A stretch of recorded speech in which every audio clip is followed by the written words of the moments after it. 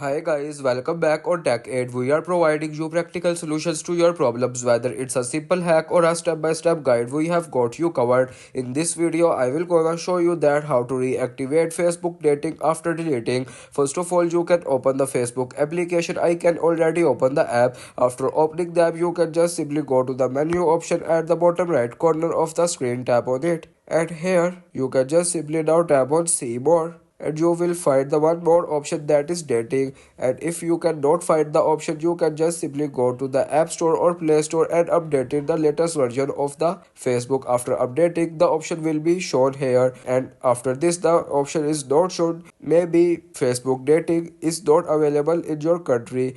If the Facebook rating is available in your country, you can just simply tap on the rating and follow the further prompts. And this is the way you can reactivate Facebook dating after deleting.